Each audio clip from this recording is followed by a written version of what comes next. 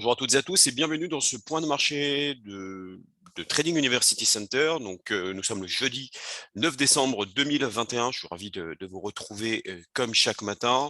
Avant de démarrer, je vous laisse bien sûr prendre connaissance sur l'avertissement sur sur les risques et on va se diriger vers les marchés.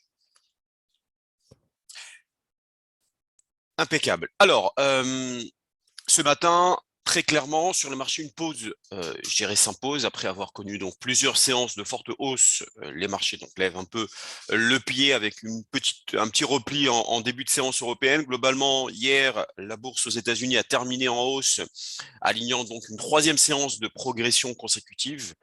Les actions d'entreprise profitent de l'apaisement, je dirais, des inquiétudes au sujet du variant Omicron et que les investisseurs donc se sont plutôt essentiellement tournés, et cela massivement, vers les grandes valeurs technologiques et les fabricants de semi-conducteurs. Donc, sur le plan sanitaire, encore une fois, les investisseurs ont été rassurés par des informations donc, sur ce fameux variant considéré plus contagieux que le variant Delta, mais ne représentant pas de gravité particulière, comme l'avait déclaré encore une fois le spécialiste des maladies infectieuses Anthony Fauci aux États-Unis. Derrière tous les acteurs, je dirais, majeurs du S&P 500, l'indice de référence financière mondiale, ont fini dans le vert, et celui des technologies de l'information a même enregistré une hausse. Voilà, plus fort pourcentage, notamment avant-hier, de progression quotidien depuis le 9 mars dernier. Pour l'instant, on constate très clairement que le variant Omicron, certes, est présent, mais n'inquiète pas pour autant les investisseurs sur les perspectives à venir en termes de croissance, voire de ralentissement économique. En tout cas, les craintes que les investisseurs avaient ces dernières semaines, avec notamment des restrictions fortes et les déclarations rassurantes de plusieurs spécialistes, eh bien, mettent de côté ces craintes. Et derrière un rebond, on est quasiment sur un espèce de rebond de reprise haussière. Très clairement, sur la partie graphique, on peut voir cela comme une sorte de configuration en V-bottom sur l'ensemble des indices, notamment américains. Ce matin, au lendemain, bien sûr, forcément, on marque un petit peu une pause. En Europe, légère baisse, je dirais légitime, hein, j'ai envie de dire.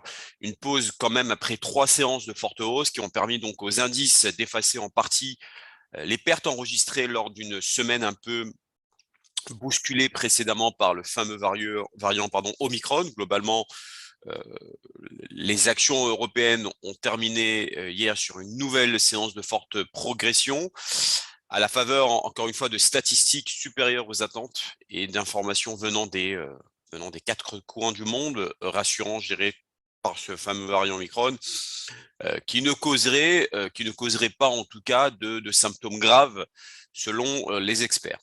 Maintenant, en plus d'informations sur ce fameux variant, les investisseurs aussi attendent également d'en savoir un peu plus, encore une fois, sur l'évolution de l'inflation aux États-Unis. Je dirais qui est le principal catalyseur de cette semaine, qui aura lieu, ça sera demain d'ailleurs, avec les chiffres mensuels, donc vendredi, les chiffres mensuels des prix à la consommation qui seront publiés aux alentours de 14h30 et qui pourraient encore une fois alimenter le débat sur le resserrement monétaire de la Fed avant sa réunion donc de la semaine prochaine, mercredi prochain. Là aussi, avant de boucler l'année, on a quand même une réunion importante, celle de la Fed. Mais honnêtement, personnellement, je vois mal la Réserve fédérale venir gâcher la fête à quelques semaines de la fin d'année. Là, les performances sont plutôt bonnes, belles, je dirais même très encourageantes. On a quand même eu une année extraordinaire avec d'excellentes performances sur l'ensemble des indices, et je vois mal, je dirais, la Réserve fédérale venir plomber l'ambiance à quelques semaines de la fin et venir même plomber le moral des investisseurs, de les mettre un petit peu en panique juste avant les fêtes et avant d'entamer bien sûr l'année 2022. Donc très clairement, à mon avis, on aura des propos très mesurés. Les investisseurs, bien sûr, vont certes scruter, je dirais, les propos de Jérôme Powell, mais je ne pense pas qu'on aura des déclarations très importantes de la part de la Fed. Au contraire, on va même s'attendre plutôt à des déclarations un peu plus, comment dirais-je, hawkish, très clairement, notamment sur le fait du resserrement de la politique monétaire et notamment sur la hausse des taux et le tapering qui a démarré donc en novembre. Mais à partir de l'année prochaine, là, les banquiers centraux ont bien vu, hein, qu'il fallait pas grand-chose quand même au niveau des marchés financiers pour décrocher. Donc, je les vois mal en plus rajouter, je dirais, de l'huile sur le feu pour alimenter les craintes qui commencent peu à peu à se dissiper. Généralement, ils vont vouloir être un peu rassurants, garder, je dirais, le même état d'esprit qu'ils ont adopté depuis maintenant plusieurs semaines, mais je ne m'attends pas d'annonces particulières qui pourraient créer donc de la panique, en tout cas sur les marchés. Alors, je voudrais vous présenter ici un graphique des différentes, d'un bilan des banques centrales par rapport donc à l'US Tech, donc l'indice de valeur technologique. Côté graphique, donc au moins du côté macro, euh, on voit que le Nasdaq s'est encore envolé.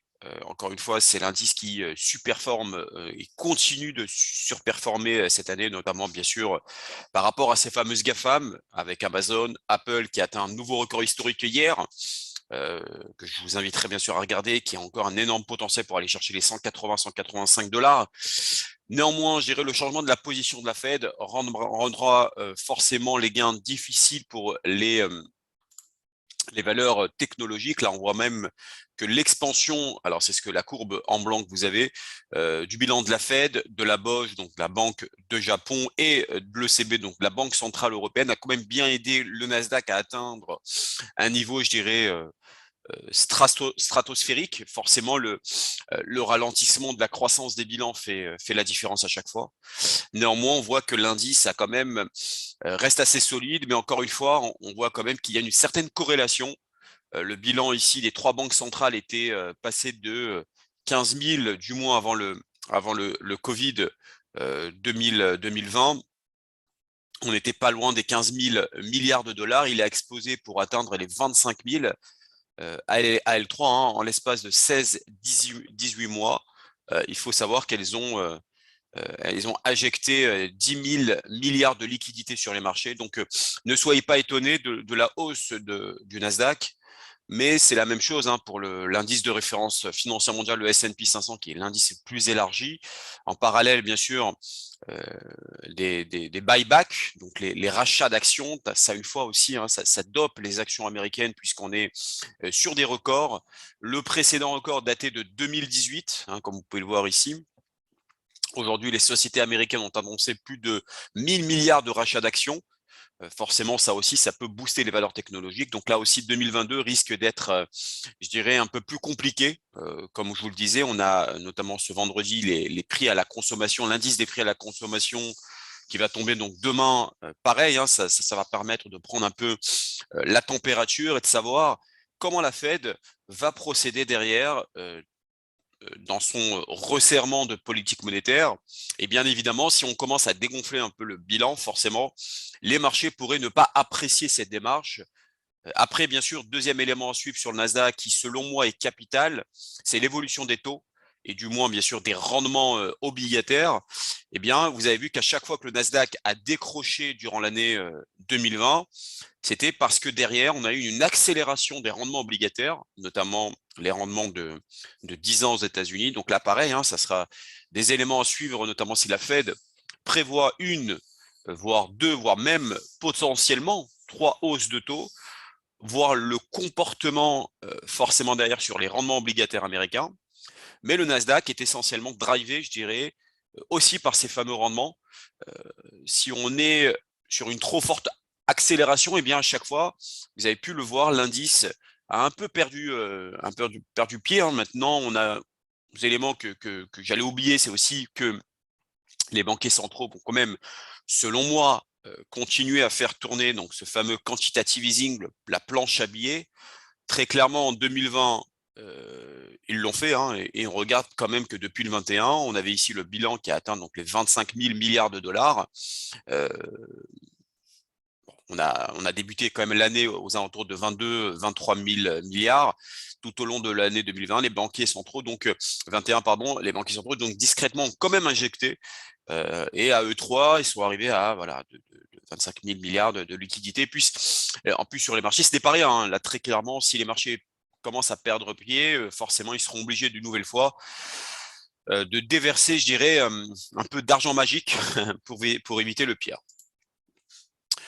Au niveau du calendrier, aujourd'hui, il n'y a pas grand-chose à se mettre sous la dent. La balance commerciale en Allemagne, là, il est actuellement 9 heures. Donc, je n'ai pas les résultats qui sont sortis en Allemagne. Alors, il y a une petite erreur au niveau de l'AUD, c'est le GBP. Et vous avez cet après-midi, comme chaque jeudi, les inscriptions hebdomadaires au chômage. On va démarrer sans trop tarder sur le programme du jour, les différents actifs qu'on va aborder aujourd'hui. Donc, le Russell 2000, donc tout ce qui est donc les small caps, on appelle les 2000 capitalisations américaines, l'indice parisien, le CAC 40, donc, et l'argent et une paire de devises monétaires, le CAD-CHF. On va démarrer donc sur le Russell 2000, donc sur la partie graphique. Impeccable. Alors, vous avez effectivement ici, donc à gauche, vous avez le graphique en mensuel. À droite, vous avez le graphique en hebdomadaire que je vais bien évidemment modifier. Alors déjà, ce qui est très important sur ce fameux Russell 2000, il faut savoir que c'est un baromètre aujourd'hui sur le marché américain qui est actuellement en range depuis quelques semaines maintenant entre les 2360 et les fameux 2150. Vous pouvez éventuellement tracer même au niveau graphique les différents niveaux de support que vous avez ici. La zone de résistance, bon, l'ancien record historique, on va dire c'est ici. Le marché pour le moment est très bien orienté, notamment sur la partie, alors attendez, je vais juste vous mettre, voilà, sur la partie, la Tenkan-sen, la Kijun-sen, pour l'instant c'est sous pression. Donc on est sur le graphique mensuel ici. On pourrait aller chercher sur du court terme, je vais vous dire ça tout de suite, en termes d'objectifs. Donc on est tout simplement sur le niveau de support, hein, sur le niveau de support, donc au niveau hebdomadaire. L'objectif, bien évidemment, c'est d'aller chercher cette Kijun-sen aux alentours des 2294. On va regarder cela en journalier pour voir un petit peu quels sont les points d'entrée qu'on pourrait aller chercher en termes de prise d'opération. Alors là, vous avez un niveau de support. Si on retrace ensemble les Fibonacci du point le plus haut vers le point le plus bas, actuellement, au moment où je vous parle, alors attendez, là, on a touché le niveau de support, hop, de résistance, pardon. Non, pardon, c'est là, plutôt ici. Donc si je reprends le point le plus bas et le point le plus haut, là effectivement l'objectif, là actuellement on est sur les 38,20%, l'objectif c'est d'aller chercher cette Tenkan-sen sur 2294. Là tout simplement, ce qui est intéressant c'est que on est sur une phase haussière. On va regarder ensemble les zones de résistance qui sont là, donc les 61,8%. Premier scénario, c'est d'aller chercher d'abord les 2295.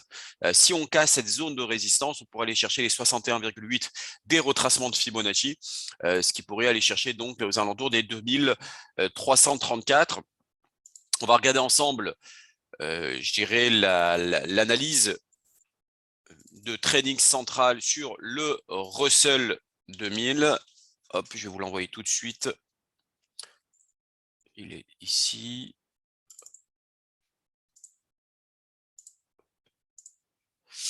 Alors, on va vous l'envoyer tout de suite.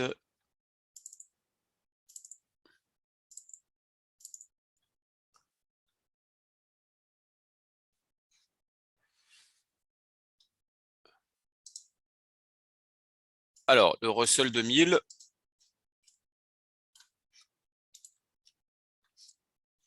Alors, j'arrive pas à vous le montrer. Bon.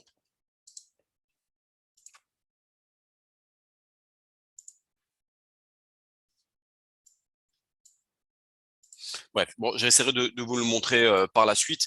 En tout cas, il y a la dynamique est quand même fortement haussière, même si dernièrement on a eu une phase de retracement entre le 8 novembre, donc la semaine enfin la journée du 8 novembre au 1er décembre. Ça, c'est un petit peu suite aux différents événements que nous avions eu, notamment liés à ce fameux variant Omicron. On reste quand même sur une dynamique plutôt haussière qui risque de se poursuivre pour aller chercher les 2293. Alors juste pour votre information, comment dirais-je, les analystes trading central envisagent qu'on peut aller chercher les 2300. Donc vous avez effectivement cette possibilité pour prendre position à l'achat et aller chercher les 2301 pardon, et 2335.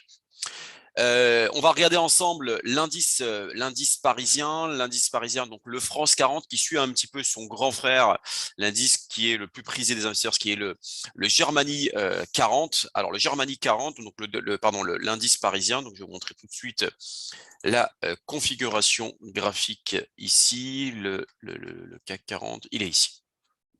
Alors vous avez à gauche, comme je vous le montre chaque matin, donc c'est l'unité de temps mensuelle. Ici, vous avez l'unité de temps journalier. Donc, on a effectivement, comme vous l'avez évoqué juste avant, ce qu'on appelle un V-bottom ici. Ici, on a eu en mensuel ce qu'on appelle un double bottom. Alors, juste pour vous expliquer un petit peu, alors j'ai dû vous le montrer la dernière fois, comment dirais-je, les V-bottom. Alors, juste que je vous montre un petit peu ce qu'est un double bottom. Alors voilà, là vous avez un double bottom. Là en l'occurrence, le double bottom, c'est tout simplement lorsque vous avez voilà, un marché qui soit il va vers le haut, qui n'est pas obligatoire, hein, donc c'est pas obligatoire. Vous avez une sorte de W. On a cassé ce qu'on appelle la ligne de coup ici. Donc là, effectivement, la ligne de coup a été cassée. On a eu une accélération derrière. Et là, le marché a bien accéléré derrière puisque on a eu 1, 2, 3. On a eu le double bottom ici, donc le double creux, comme je viens de vous le montrer sur le schéma. Et là, on a un potentiel pour aller chercher. Donc, ce qu'on peut avoir, c'est tout simplement ce qu'on a à l'intérieur ici de ce W. Vous le représentez exactement au-dessus. D'accord, donc à peu près la même configuration. Si on représente cette configuration graphique, on pourrait aller chercher, donc si on regarde un petit peu en journée, sur du court terme, les 7000, je dirais même les 7000, ouais, sur du court terme, on pourrait aller chercher les 7070. D'accord. Deuxième scénario, c'est d'aller chercher cette résistance graphique aux alentours des 7175, 7200. Ça sera à mon avis le prochain objectif. Il ne faut pas oublier qu'on a eu un avalement haussier ici, dans cette configuration à laquelle je vous en ai parlé plusieurs fois, qui généralement est annonciateur d'une continuation haussière. Au niveau des comment dirais-je, des analyses trading centrales, leur objectif c'est d'aller chercher les 7070 voire les 7113. Donc ça sera les objectifs. Je vais vous montrer tout de suite. Hop, l'objectif est là. Je vais vous le mettre là, comme ça sera plus grand. Voilà, donc là vous avez le CAC 40. Donc l'objectif, je vais vous agrandir tout ça. L'objectif, c'est d'aller chercher les 7069, voire les 7113. Donc là, actuellement, au moment où je vous parle, on a 7025. Si on veut chercher des objectifs plus courts, on peut aller chercher les 7069, voire les 7113. On va regarder ensemble le troisième actif que je voulais vous mettre en avant, c'est l'argent métal. L'argent métal qui est extrêmement bien orienté. Je vais vous montrer tout cela. Alors l'argent, attendez, je vais vous mettre la configuration graphique de l'argent qui est ici. Alors l'argent, même si effectivement dernièrement a été un petit peu chahuté par notamment la chute de l'or, puisqu'il faut savoir que l'argent et l'or sont extrêmement bien corrélés. Ce qui est intéressant, c'est que le marché, en tout cas sur le graphique que vous avez ici en mensuel, est en train de toucher un niveau de support important, c'est le support mensuel, il est actuellement dessus, ce qui peut, comme vous l'avez constaté ici à cette période, et à cette période, lancer des points de rebond puisqu'on est passé quasiment pendant le novembre 2020, donc soit il y a un an, de 21,90-22 à quasiment un record historique aux alentours je vais vous dire ça tout de suite, aux alentours des 30,13. Donc là, effectivement, pas un record historique, pardon, c'est plutôt un niveau important aux alentours des 30,13. Là, le marché est actuellement sur le support. Donc, d'où l'importance, bien sûr, de regarder un petit peu cette zone en mensuel. Ensuite, on va regarder ensemble sur le graphique. Je dirais le graphique, on va mettre d'abord en hebdomadaire dans un premier temps. Donc en hebdomadaire, on voit effectivement ici le fameux support qu'on a vu en mensuel. Donc on est actuellement dessus. Tout nous porte à dire que les acheteurs vont commencer à se mettre là-dedans. On n'est pas survendu. Donc il y a encore un potentiel on va dire, de repli, en tout cas au niveau de l'indicateur. Mais ce qui est intéressant, c'est que si effectivement vous gérez correctement votre risque, vous pouvez mettre un niveau de stop en dessous de cette zone ici et généralement garder un très bon ratio 2 sur 1 ou 3 sur 1 pour aller chercher les 23,70 voire les 24,69. En tout cas, ça c'est sur du moyen long terme. Sur du court terme, pour le moment, donc je vous mets sur l'unité de temps journalière. Là, effectivement, on est sur un graphique plutôt plutôt pour l'instant, je dirais, à la baisse. On peut continuer à être baissier, donc le marché peut continuer à être dans une configuration baissière et travailler éventuellement, je dirais, les 22. Alors, je vais vous donner tout de suite, les graphiques. Pardon, voilà. Attendez, juste ça prend un peu de temps. Voilà, là, vous avez le graphique de trading central sur du court terme. Alors, bien évidemment, nous sommes en intraday sur 30 minutes. L'objectif de trading central, c'est d'aller chercher les 22,21, 22,10. Ça sera les objectifs tant qu'on est en dessous des 22,48. Là, au moment où je vous parle, on est à 22,34. Il est évident que si nous passons au-dessus des 22,48, on pourrait aller chercher les 22,60 dans un premier temps, voire les 22,70. Donc pour l'instant, ça reste baissier, mais attention, on est sur des gros niveaux de support mensuels et hebdomadaires. Donc ce qui pourrait être intéressant, c'est de prendre position en ordre différé au-dessus des 22,48, par exemple d'aller chercher les 22,50, prendre position à 22,50 pour aller chercher les 22,60, voire les 22,70. Enfin, nous allons finir par, je dirais, le CAD-CHF. Le CAD-CHF est dans une configuration extrêmement intéressante au niveau graphique. Alors, on va regarder cela ensemble.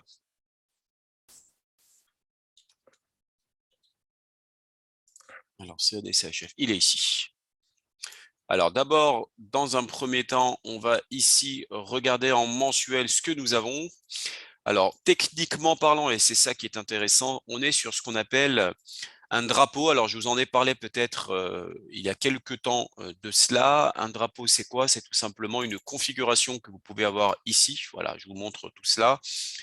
C'est-à-dire que vous avez généralement dans un drapeau tout simplement une accélération, ensuite un retracement et une nouvelle accélération. Dans 87% des cas, vous avez une accélération au-dessus de cette résistance oblique. Alors, si on reporte ça exactement sur la configuration que nous avons actuellement, le CAD-CHF, pour l'instant, la configuration n'est pas validée puisqu'il faut… Alors, attendez, je vais juste vous retirer l'Ichimoku pour que ce soit un peu plus clair pour vous. Concrètement, si ça passe au-dessus de cette zone-là, donc cette résistance oblique, techniquement, on a un potentiel de hausse. Alors, attendez voir. Je vais vous mettre ça juste au-dessus.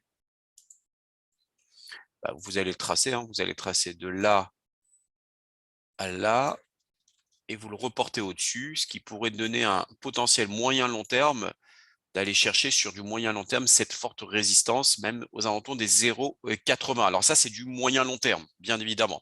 Et pour que ce soit validé, il faudrait que ça passe au-dessus de cette résistance oblique.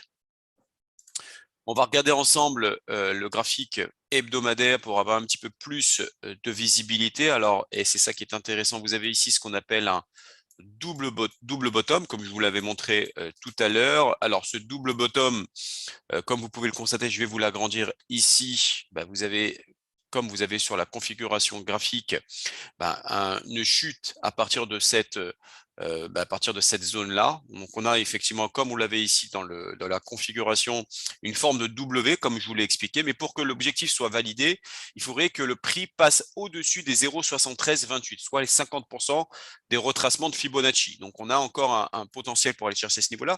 Pour le moment, le marché n'a pas accéléré, n'a pas donné, je dirais, de continuation haussière pour pouvoir, je dirais, valider cette configuration graphique. On va regarder ensemble la configuration journalière. Alors, en journalier, comme vous pouvez le voir, on est sur une petite phase de retracement. C'est normal, on était sur la résistance des 0,7328. Ce qui pourrait être intéressant, c'est de pouvoir acheter quand le marché pourrait passer au-dessus des 50% des retracements de Fibonacci. Au niveau de ce que préconisent les analystes Trading Central, on va regarder ensemble. Trading Central envisage une hausse vers les 0,7355, 0,7374, ce qui serait intéressant même de continuer à acheter si l'analyse est validée. Maintenant, attention, puisque au moment où on est en train de se parler, les 0,7278, alors c'est une analyse d'hier, puisque ça a été donné donc à 10h26, ça passe en dessous de 0,7278, on peut aller chercher 0,7246, voire 0,7227 sur du court terme, donc on peut aller chercher ce niveau-là et éventuellement repartir et acheter sur cette zone technique. Voilà pour aujourd'hui, j'ai plus qu'à vous souhaiter une excellente